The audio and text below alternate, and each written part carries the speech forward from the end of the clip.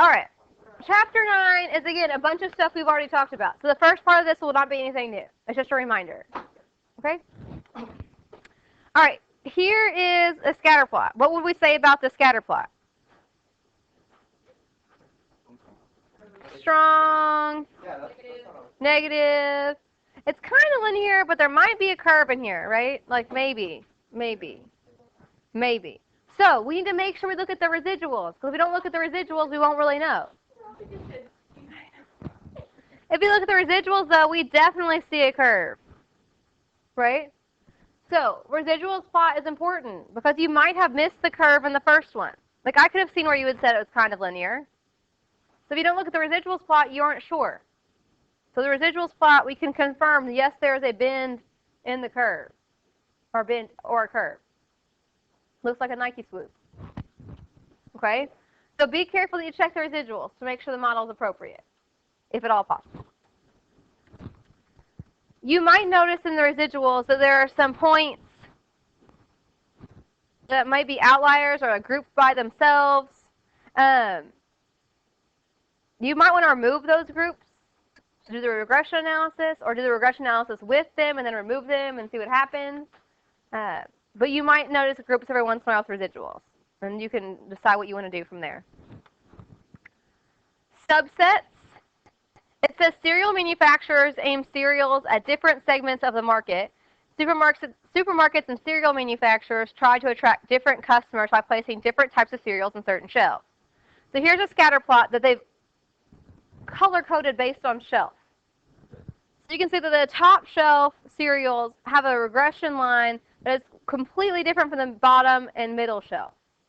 The lines for the bottom and middle shelf are pretty close to being the same, right? Similar slope, similar intercept. So maybe if you knew what was happening and they told you about the shelf, maybe then you'd want to do two regression analyses. Maybe you want to do one just for cereal sold on the top shelf, and then you want to do another one just for cereal sold on the bottom and middle shelf, since obviously there's two different relationships, right? So if you were given subsets, so that everything was color coded or had different symbols or something, then maybe you would look at it and say, oh, it would be better to do two regressions because there's two different relationships happening. Okay, but that's only if you had the ability to have that background information. Okay.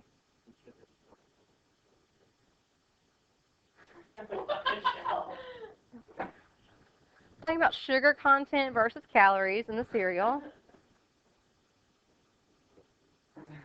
Questions about subsets and why it would be important to maybe do two models instead of one.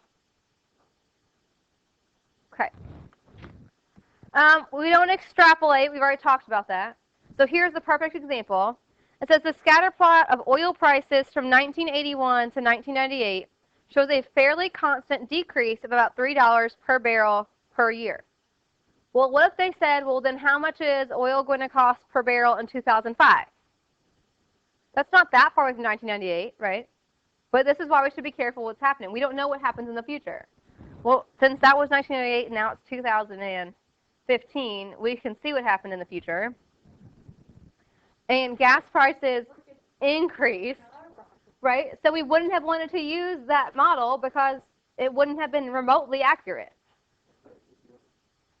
It's talking about something from 98 and 99, I think. Okay, so be careful about your use of models and extrapolating. This is a perfect example of why you wouldn't want to do that. All right, again, be careful of lurking variables and saying that there's causation because the correlation is high. We don't want to say that. We never know what's happening in the background. All right, so here's one of the concept is not new, but the vocabulary is going to be new. All right. We obviously have an outlier in the scatter plot. Here's what the scatter plot is showing. It is showing from the 2000 election in Florida, votes for Nader versus Buchanan. All right. So this is all the different counties in Florida. So in Palm Beach County, you have this point where the number of votes for Buchanan were like out of control.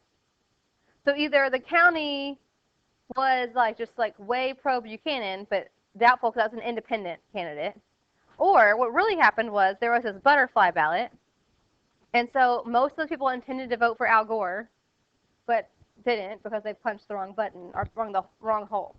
So you have this outlier, okay? So if there's an outlier, we always want to see what's happening if we can. So here they found the background information, and we're like, oh, in this county they used this random butterfly ballot, and we resulted in this situation. Maybe there was an issue, right? If you have a large residual, you want to make sure that you give it some special attention. So maybe you want to do the regression analysis with it and then without it. Okay? That's what they did here. Because with it, all the data, but without it, you're using the data that's probably more accurate, right? Because we think that was probably a mistake. Okay? In doing so, if you remove the outlier, you can see the orange line is with the outlier, and blue is without. So you can see that the slope decreases, right? What's going to happen to the correlation? It's going to be more strong, right, because we removed this outlier, so the strength is increased. And then it also normally asks you about the standard deviation of the residuals. Well, if you think about the residuals now, there's outliers missing, so the standard deviation of the residuals is also going to be smaller. There's going to be less variability because we took out that huge outlier. Okay, so the slope will decrease, the correlation will be stronger, and the standard deviation of the residuals is going to decrease because the variability decreases. Do those three things make sense? Yeah. In this example, when we remove the outlier, the slope decreases, right, from orange to blue. Slope decreases. The strength increases. We remove the outlier, so now it's a stronger association. And the standard deviation of the residuals, standard deviation talks about variability, right? We're talking about the residuals, well, that we've removed this rather large residual, right? So the standard deviation of the residuals decreases because it's less variable. Those three things make sense. Yeah. Okay. So here are your two new vocabulary words. If you have outliers, an unusual point that has its x value far from the mean of the other x values, we say that point has high leverage. An unusual point that has an x value that is far from the mean of the rest of the x values. That has high leverage.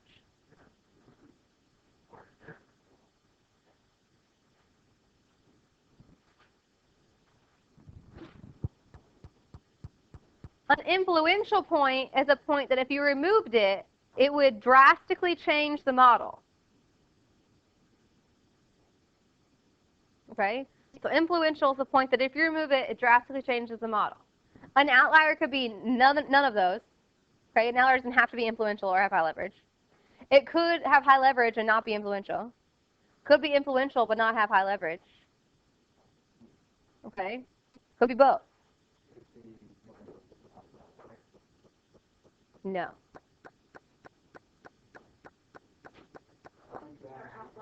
Just for yes, because outliers will be the ones we're making note of.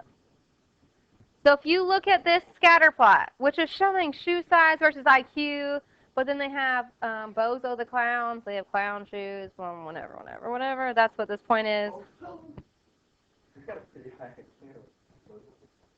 Yeah, and also very large shoe size since it's clown shoes, so it doesn't really count, but whatever. So we have the scatter plot. If you look at this point has high leverage because all of the x values are between like 6 and, I don't know what the scale is right now, I can't think off the top of my head, but we've got all the x values between like that range, right? But then this x value is way over here. So that x value is far from the mean of the other x values. So that has high leverage. Does that make sense? Yeah. It is also influential because right now it's making this have a positive relationship. If I remove it, then this has no relationship. Right? So it has high leverage and it's influential. Does that make sense? All right, we're going to do some more practice with that. Got examples. So on these, we're going to say if they have a large residual, so that means it's far from where the model, like the line would be, large residual. If they have high leverage, or if they're influential, or they could be multiple. Okay, so we're going to start over here. Here's our outlier. Does that point have a large residual? Yeah. Yes, because if you drew in the model, it would be far from it. Is it, or does it have high leverage? No. The x values range from 0 to 10, so that means the mean is probably around 5-ish, right? And so the point has an x value of 3, so it's not far from the mean of the x values.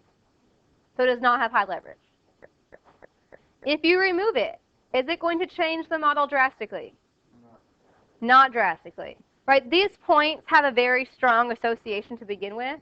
And so if you remove that point, it's just going to make it stronger. It's not going to change it that much. Right? So this point just has a large residual. It is not influential. It is not one that has high leverage. We go with that? Okay. On number 2, on this one, will this point have a large residual?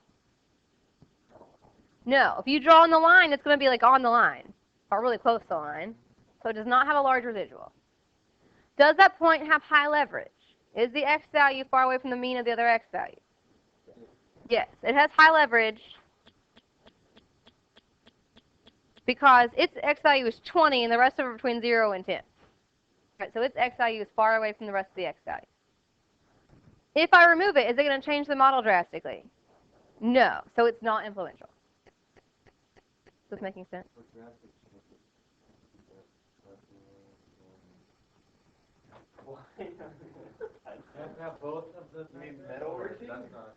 If a point is influential, it will change the model drastically. That's just if it's influential.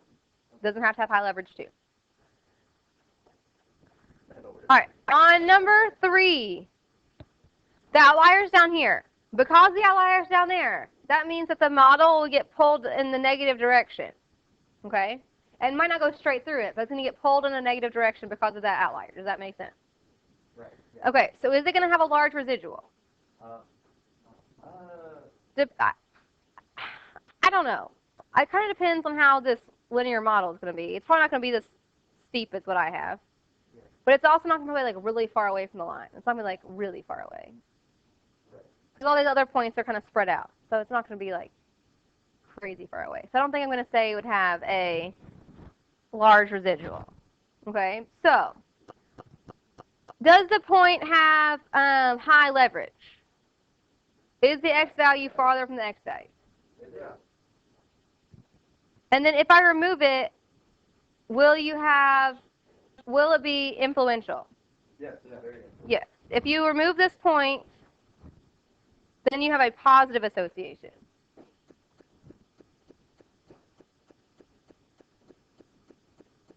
Question about those vocabulary words.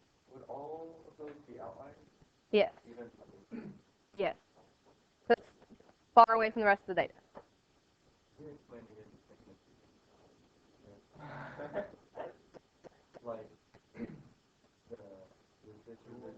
Right. So I'm saying there's this point down here. Right? All the way down to the bottom of the scatter plot. I'm not sure what the model's really going to look like.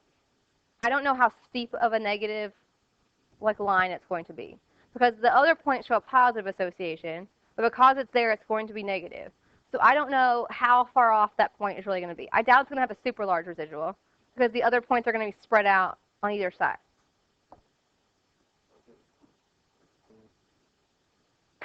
All right, any other questions on these? High leverage, influential.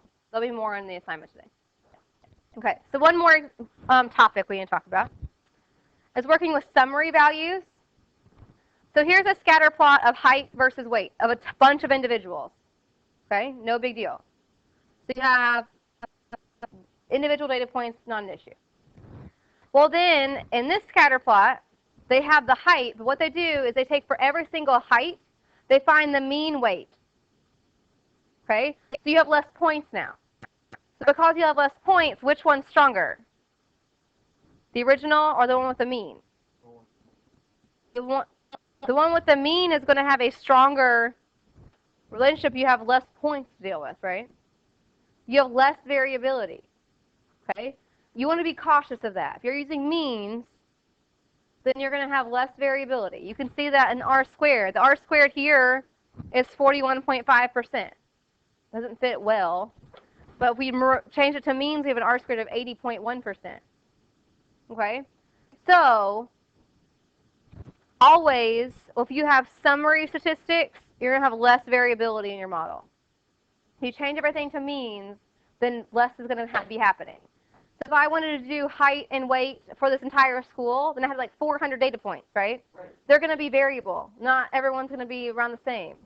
But then if you decided to change and took every single height and averaged all of the weight, well, then you're not going to have as many data points, and it's going to be less variable because you're not talking about individuals. Now you're talking about summaries. Okay? Does that make sense? Yeah. All right. So quick example, it's about motorcycles, and well, actually it's talking about dirt bikes. And it has the engine displacement and the retail price. That's what we have. Engine size and retail price. So if you're looking at a scatter plot, how would you describe the scatter plot? It might have this little curve, but then there's also this outlier up here. So I don't know if that's going to counteract the curve or not with the model. Does that make sense? So we'll just talk about that. But so we would say it's moderately strong, positive, and maybe there's a slight curve at the end. And there's one outlier. Agreed? Okay. So then if we remove the outlier, what's going to happen?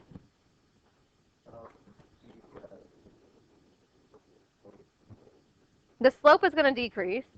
The correlation is going to be stronger. And then the standard deviation of the residuals is also going to decrease because there's going to be less variable. Okay? If we remove the outlier, here's the residuals plot. So is this model appropriate? No, because there's this curve right here.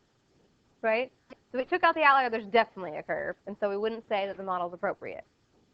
Just for practice, if I said to write the model based off of the computer output over here to the side, what would the model be?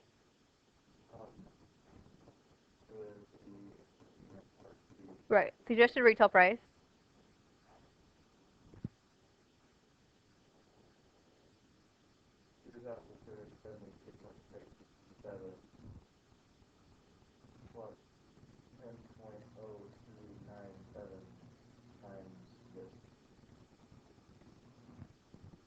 Right, we just need this information.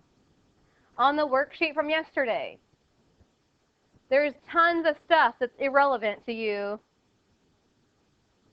on the worksheet with the computer output, right? Like on the last question. You need to be able to write the model between distance and fair. Well, it'll give you all sorts of stuff. It says like the mean, the t ratio, the p, a bunch of stuff that's not going to be important to you until chapter 27 of this textbook. It's the last chapter we do. All you need every time in order to write the model from a computer output is this information where it says variable and coefficient. If you can find that, you're good. You don't need anything else. You can ignore the rest of it for now. Okay? Question.